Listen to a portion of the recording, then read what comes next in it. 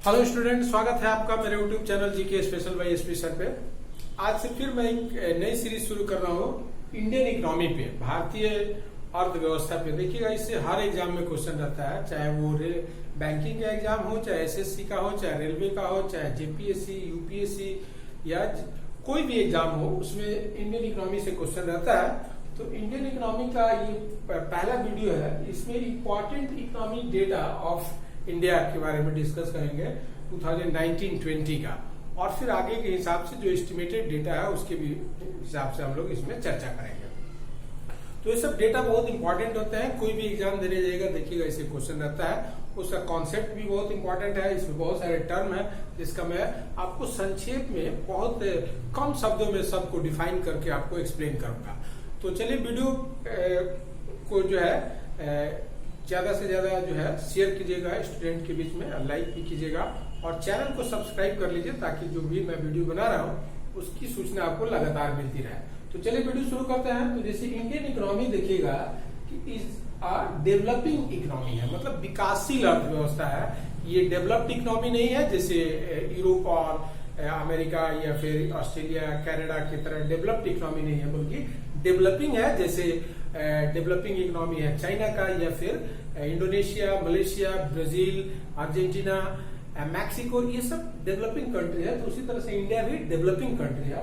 Plus Indian economy क्या है, तो मिक्स्ड इकोनॉमी है, मतलब प्राइवेट सेक्टर का भी और पब्लिक सेक्टर का भी दोनों का को एग्जिस्टेंस है, इसलिए मिक्स्ड इकोनॉमी है। लेकिन देखिएगा सरकार अभी प्राइवेटाइजेशन की ओर ज्यादा बढ़ रही है, तो फिर उसको बोलते हैं मार्केट इकोनॉमी। जब प्राइवेटाइज कर दिया जाएगा और पूरी तरह से मार्केट पे डिपेंडेंट हो जाएगा इकोनॉमी, तो फिर मार्केट ओरिएंटेड हो जाएगा। फिर प्लान इकोनॉमी है। देखिएगा इंडिया का जो अभी तक डेवलपमेंट हुआ है इकोनॉमी का, वो 5 ईयर प्लान बना करके इसको डेवलप किया गया है ग्रेजुअली। तो प्लान इकोनॉमी भी है, मतलब नियोजित अर्थव्यवस्था इसको हिंदी में बोलते हैं। और देखिएगा कि इसका काम करता था प्लानिंग कमीशन, ये काम करता था, प्लान 5 ईयर प्लान बनाता था और उसके हिसाब से इकोनॉमी का डेवलपमेंट होता था। लेकिन अभी देखिएगा कि उसके बदले नीति आयोग बनाया गया है, जिसको बोला जाता है थिंक टैंक। वो क्या थिंक टैंक है, तो वो जो है देखिए अक्सर सजेस्ट करते रहता है कि रेलवे को प्राइवेटाइज कर दिया जाए, बैंक को प्राइवेटाइज कर दिया जाए। तो अब इस तरह से अगर आप प्राइवेटाइज कर दीजिएगा तो फिर वो मार्केट इकोनॉमी होते जाएगा धीरे धीरे करके। तो इस तरह से इंडियन इकोनॉमी का फीचर अगर देखिएगा तो ये डेवलपिंग है, मिक्स्ड है, प्लान्ड है और मार्केट इकोनॉमी है। अब it is the 5th largest economy of the world है, मतलब ये दुनिया का 5वां बड़ा अर्थव्यवस्था है, अमेरिका, चाइना, जापान और जर्मनी के बाद। तो किसके हिसाब से, तो बाय नॉमिनल जीडीपी आप समझते हैं कि पूरे एक साल में जो भी अर्थव्यवस्था के अंतर्गत जो गुड्स एंड सर्विस प्रोडक्ट हुआ, उसके मनी वैल्यू को बोला जाता है ग्रॉस डोमेस्टिक प्रोडक्ट, घरेलू सकल घरेलू उत्पाद। तो वो नॉमिनल उसमें जब लगा देते हैं तो उसका मतलब होता है कि उसमें इन्फ्लेशन इंक्लूड है, मतलब जो सामान का दाम बढ़ रहा है वो भी जीडीपी में शामिल है। तो उसके हिसाब से ये 5th लार्जेस्ट है। महंगाई को घटा दीजिएगा तो दूसरा स्थिति हो जाएगा। और फिर 3rd लार्जेस्ट है इन परचेजिंग पावर पैरिटी के हिसाब से, मतलब खरीदने की क्षमता यहाँ का लोग का ज्यादा है क्योंकि वस्तुएं सस्ती है। देखिएगा कि यहाँ पे दाल, चावल, गेहूं, दूध, खाने पीने का सामान जो है बहुत सस्ता है। तो उसकी वजह से जो है परचेजिंग पावर पैरिटी के हिसाब से जो है ये 3rd largest economy of the world है। तो ये सब आप जानिए। फिर अब जब ये लार्जेस्ट बोलते हैं, मतलब कि 3rd बोलते हैं, मतलब कि पहला चाइना है, फिर 2nd अमेरिका और तीसरा इंडिया है परचेजिंग पावर के हिसाब से। फिर अकॉर्डिंग टू आईएमएफ जो है, आप पीसीआई सुनेंगे, पर कैपिटा इनकम, जो आपका नेशनल इनकम है, जीडीपी है, उसमें जितना पॉपुलेशन है उससे भाग दे देंगे, डिवाइड कर देंगे, तो प्रति व्यक्ति आमदनी निकल जाएगा, पर कैपिटा इनकम निकल जाएगा। तो उसके बेसिस पे मतलब कि इंडिया का फिर रैंक हो जाएगा 139th, मतलब कहाँ 5 और 3 की बात हो रही थी, 5th और 3rd की बात हो रही थी, अब 50-100 नहीं बल्कि 139 नंबर पे चले जाइएगा प्रति व्यक्ति आमदनी के हिसाब से। और नॉमिनल के हिसाब से जीडीपी नॉमिनल, जिसमें महंगाई घुसा हुआ है, और 118वां आपका रैंक हो जाएगा परचेजिंग पावर के हिसाब से, खरीदने की क्षमता के हिसाब से। तो इस तरह से ये सब जो है इकोनॉमी का प्रेजेंट कंडीशन है अभी आपका वर्ल्ड वाइड। फिर अब जैसे इंडिया का देखिएगा पॉपुलेशन है 138 करोड़ 138 करोड़ 1 अरब 38 करोड़ जो है इसकी आबादी है, जिसके हिसाब से ये वर्ल्ड का second largest country after China. तो जब हम जीडीपी बोलते हैं, ग्रॉस डोमेस्टिक प्रोडक्ट, और नॉमिनल का मतलब है इन्फ्लेशन प्लस, और एक्चुअल हो जाएगा इन्फ्लेशन माइनस करके। तो ये एक्चुअल नहीं है, नॉमिनल के हिसाब से जो है ये देखिएगा 3.2 ट्रिलियन है। 2020 में इसका एस्टिमेट किया जा रहा है कि 3.2 अरब डॉलर का ये ट्रिलियन का इकोनॉमी हो जाएगा। ट्रिलियन जानते हैं, 1000 बिलियन इक्वल टू होता है 1 ट्रिलियन। और परचेजिंग पावर के हिसाब से, खरीदने के हिसाब से 11.3 ट्रिलियन का जीडीपी हो जाएगा। तो इस हिसाब से जो है, इस हिसाब से 5th होगा और इस हिसाब से 3rd लार्जेस्ट। फिर जीडीपी में जो ग्रोथ है, मतलब कि जितना आपका पिछले साल प्रोडक्ट हुआ और फिर इस साल जो प्रोडक्ट होगा उसको घटा करके जो आएगा उसको परसेंटेज में कन्वर्ट करेंगे तो उसको बोलेंगे जीडीपी ग्रोथ। तो पिछले साल का जो जीडीपी ग्रोथ था FY 2019-20 में वो 4.2% था। यही क्वेश्चन देखिएगा, कोई भी एग्जाम में जाइएगा तो अभी पूछेगा कि 4.2% था, क्योंकि जो कमिंग फाइनेंशियल, जो करंट फाइनेंशियल ईयर है उसमें बहुत खराब है, कोविड-19 पेंडेमिक की वजह से -3.2% रहने वाला है। 2021 में माइनस में हो जाएगा।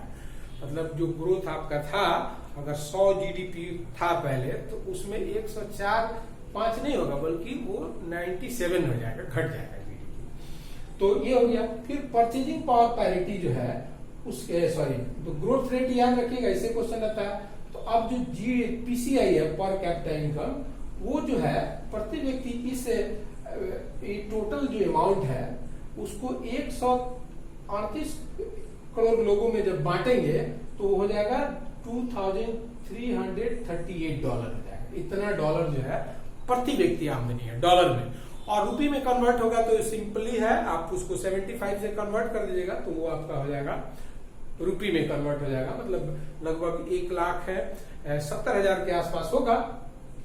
फिर जो per capita income purchasing power के हिसाब से है, तो ये फिर मतलब ये जो इतना ट्रिलियन है जीडीपी आपका, उसमें 138 करोड़ जो आबादी है उसमें भाग दे दीजिएगा तो फिर ये $9,027 हो जाएगा। और इस हिसाब से इंडिया का रैंक जो है 118वां है विश्व में, और इस हिसाब से इंडिया का रैंक 139वां है। ये सब समझ में आना चाहिए। यही सब मेन क्वेश्चन है। एक कॉन्सेप्ट भी है, जीडीपी क्या है, नॉमिनल क्या है, परचेजिंग पावर पैरिटी क्या है, तो ये सबसे क्वेश्चन आता है। फिर अब जो सेक्टर वाइज है, पूरा जीडीपी देखिएगा, उसमें प्रोडक्ट हो रहा है, एग्रीकल्चर के प्रोडक्ट का मनी वैल्यू शामिल है, इंडस्ट्री के प्रोडक्ट का मनी वैल्यू शामिल है, और फिर सर्विस सेक्टर का प्रोडक्ट का मनी वैल्यू शामिल है। तो जीडीपी में सबसे अधिक कंट्रीब्यूशन किसका है, तो सर्विस सेक्टर का है। अबाउट 60% से भी अधिक इसका कंट्रीब्यूशन है। तो ये क्वेश्चन पूछता है कि सबसे अधिक जो है किसका है, तो एग्रीकल्चर का नहीं है, इंडस्ट्री का नहीं है, बल्कि सर्विस सेक्टर का है। इसमें banking, finance, hotel, storage, transportation, trade, tourism, ये सब सेक्टर जो है, एजुकेशन, हेल्थ, सब कुछ शामिल है इसमें। तो अबाउट 60%, कभी भी एग्जाम में देखिएगा, ये 2018 के हिसाब से है डेटा, लेकिन अबाउट 60% के आसपास ये है, उससे अधिक है। और दूसरा सेक्टर है इंडस्ट्री सेक्टर, जिसका 23.1% है, और सबसे कम कंट्रीब्यूशन है एग्रीकल्चर सेक्टर का, जिसका ओनली 15.4% कंट्रीब्यूशन है। तो ये भी क्वेश्चन पूछता है कि जीडीपी में सबसे अधिक कंट्रीब्यूशन या नेशनल इनकम में सबसे अधिक कंट्रीब्यूशन कौन सा सेक्टर का है, तो वो सेक्टर हो गया आपका सर्विस सेक्टर। अब जो देखिए सीपीआई इन्फ्लेशन जो होता है, महंगाई जो होता है, सामान का जो दाम बढ़ते रहता है, उसको मेजर किया जाता है कंज्यूमर प्राइस इंडेक्स के माध्यम से और होलसेल प्राइस इंडेक्स, ये दो इंडेक्स है। तो उसमें सीपीआई जो इन्फ्लेशन है वो देखिएगा 6% से एबव अभी बना हुआ है लगातार। तो लगातार बना हुआ है, तो जब आपका जीडीपी माइनस में चल जाए और इन्फ्लेशन आ जाए तो उसको बोलते हैं स्टैगफ्लेशन। तो स्टैगफ्लेशन की स्थिति में आप जा रहे हैं और ये लंबे समय तक माइनस में बना रहेगा, तो डिप्रेशन उसके लिए टर्म आता है, महामंदी की तरफ चले जाइएगा। तो ये सब टर्म जो है उस जानिए कि मतलब जीडीपी आपका घट जाए, माइनस में चल जाए और हाई इन्फ्लेशन हो, तो उसको बोलते हैं स्टैगफ्लेशन, उस कंडीशन को। फिर देखिएगा कि जो इंडिया में मतलब महंगाई ज्यादा बना हुआ है ना, फिर लेबर फोर्सेस जो है इंडिया में, ये जो टोटल आबादी है 138 करोड़, उसमें से 49 करोड़ क्या है, तो श्रमिक है, लेबर फोर्सेस है जो श्रम करने के लिए तैयार है।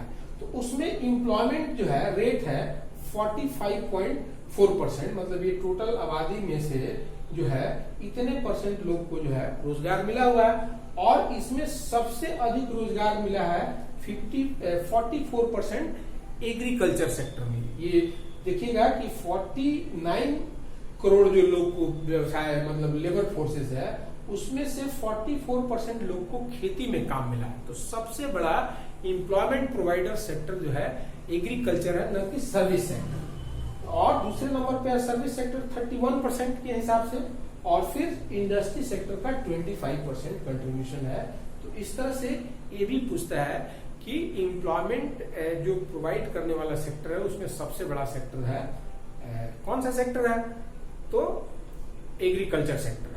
तो ये समझ में आ गया आपको। अब उसके बाद से देखिएगा अनएम्प्लॉयमेंट का जो रेट है, बेरोजगारी का जो दर है, वो 5.4% ऐसे था। लेकिन ये कोविड-19 पेंडेमिक में देखिएगा लगभग 2 करोड़ लोग का नौकरी चला गया, तो लगभग जो है 18% जो है ऑल टाइम हाई जो है अनएम्प्लॉयमेंट का रेट चला गया है। बेरोजगारी का दर जो है सर्वाधिक सर्वोच्च स्तर पर चला गया है। फिर देखिएगा अब एक्सपोर्ट इंपोर्ट जो यहाँ प्रोडक्ट हो रहा है, फिर 138 करोड़ लोग की जरूरत को पूरा करने के बाद जो बच रहा है उसको फिर आप यहाँ से बाहर भेजते हैं, तो उसको बोलते हैं एक्सपोर्ट।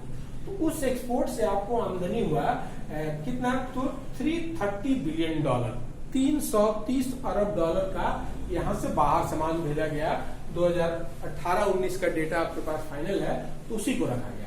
अब इसमें क्या चीज एक्सपोर्ट आप ज्यादा करते हैं, तो मैन्युफैक्चर्ड प्रोडक्ट का एक्सपोर्ट ज्यादा करते हैं। 70.5% जो है यहाँ से बाहर सामाने जाती हैं, और उसमें जो है वो बना हुआ किसी कारखाने में बना हुआ सामान है, जैसे इंजीनियरिंग गुड्स, जैसे मारुति सुजुकी का कार है, या फिर अशोक लेलैंड है, या फिर टाटा मोटर है, या फिर हीरो होंडा है, या फिर बजाज है, ऐसे बहुत सारे, आइसर मोटर है, इनफील्ड है। तो उन लोग का प्रोडक्ट जो है एक्सपोर्ट हो रहा है, तो उसका मनी वैल्यू सबसे अधिक है इसमें। फिर उसके बाद जेम्स एंड ज्वेलरी, जो आभूषण और रत्न यहाँ से एक्सपोर्ट किया जाता है, हीरा जवाहरात या फिर आभूषण, तो वो दूसरे नंबर पे आ रहा है। फिर तीसरे नंबर पे टेक्सटाइल है, तो ये सब मैन्युफैक्चर में आता है। और फ्यूल और माइनिंग से भी प्रोडक्ट, जैसे कच्चा आप लोहा एक्सपोर्ट कर दे रहे हैं, तो वो है 13.8%। और फिर एग्रीकल्चरल प्रोडक्ट भी आप एक्सपोर्ट करते हैं 12.8%। तो ये कंपोजिशन हुआ जो आप एक्सपोर्ट कर रहे हैं। अब कौन सा कंट्री को सबसे अधिक एक्सपोर्ट करते हैं, क्वेश्चन पूछता है, तो उसमें सबसे जो बड़ा एक्सपोर्ट आपका पार्टनर है वो क्या है, तो अमेरिका है। देखिएगा अमेरिका को सबसे अधिक एक्सपोर्ट किया जाता है 15.88% कंट्री के रूप में। ऐसे ग्रुप में देखिएगा तो अरब लीग को सबसे अधिक 17.37%, और उसमें यूएई, यूनाइटेड अरब अमीरात जो है वो आता है। और फिर यूरोपियन यूनियन, ये ग्रुप हो गया, इसमें बहुत सारे कंट्री है, जर्मनी है, फ्रांस है, इंग्लैंड है। तो यूरोपियन यूनियन को 17.3%, आसियान को 11.3%, चाइना को 5% और अदर्स को 26.1%। मतलब एक्सपोर्ट का जो कॉम्पोजिशन है कि कौन सा सामान एक्सपोर्ट करता है वो भी जानना चाहिए, और कौन सा कंट्री को करता है। अब इंपोर्ट क्या है कि अब इतने करोड़ जो आबादी है, इस आबादी की जरूरत को आप अपने से पूरा नहीं कर सकते हैं, तो फिर बाहर से सामान मंगाते हैं, तो उसको बोलते हैं इंपोर्ट। तो इंपोर्ट आप कर रहे हैं कितना, तो सोचिए उससे जो है ज्यादा है, 514 अरब डॉलर, 514 बिलियन डॉलर का आप इंपोर्ट कर रहे हैं, बाहर से सामान मंगा रहे हैं, ताकि ये 138 करोड़ के लोगों की जरूरत को पूरा किया जा सके। अब इसमें इंपोर्ट में कौन कौन सा गुड्स है, तो देखिएगा पेट्रोलियम प्रोडक्ट्स, आपका 70-80% जितना कंजम्पशन है उसका पेट्रोलियम प्रोडक्ट आप बाहर से मंगाते हैं। फिर गोल्ड, सिल्वर, और फिर उसी तरह से मैन्युफैक्चरिंग गुड्स जैसे कैपिटल गुड्स हो गया, फिर फार्मास्यूटिकल हो गया, एग्रीकल्चरल प्रोडक्ट हो गया, ये सब का इंपोर्ट किया जाता है। और सबसे बड़ा इंपोर्ट पार्टनर आपका चाइना है। ये जो आप प्रतिबंध लगाए रहे हैं चाइना के प्रोडक्ट पे, तो चाइना से आप सबसे ज्यादा जो है 13.68% आप इंपोर्ट करते हैं चाइना से। फिर अरब लीग से 19%, बोलने का मतलब है कि अरब लीग पे बहुत सारा देश है, अरब अमीरात है, फिर सऊदी अरबिया है, कुवैत है, इराक है, दोहा कतर है, बहुत सारे कंट्रीज हैं। फिर उसके बाद से आसियान है, फिर यूरोपियन यूनियन, फिर America, Hong Kong, south Korea, Japan और अदर्स।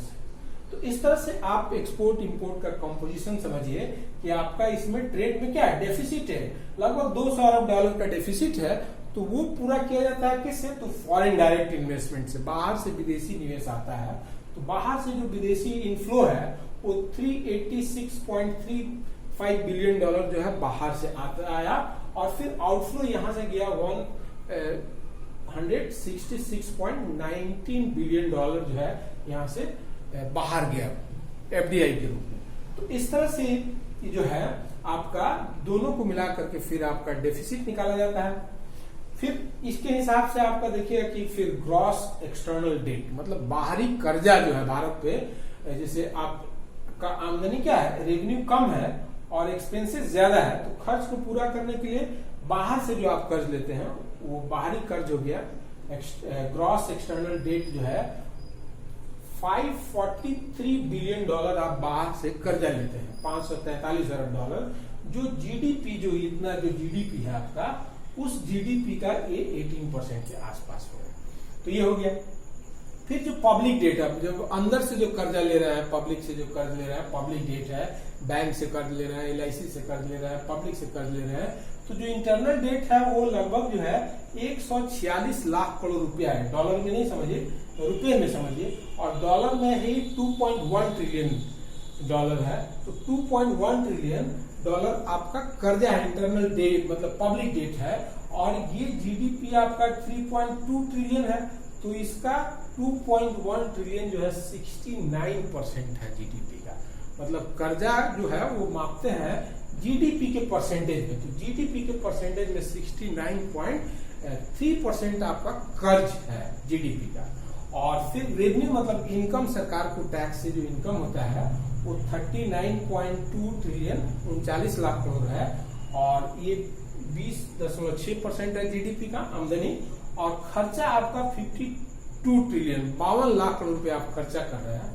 तो आपका खर्च ज्यादा है और आमदनी कम है, तो फिर आप जो है ये जो कर्ज लेकर के पूरा करते हैं, तो इसमें जो है ये कितना परसेंट ऑफ जीडीपी होगा, तो ये 27.28% जीडीपी का आप खर्च कर रहे हैं।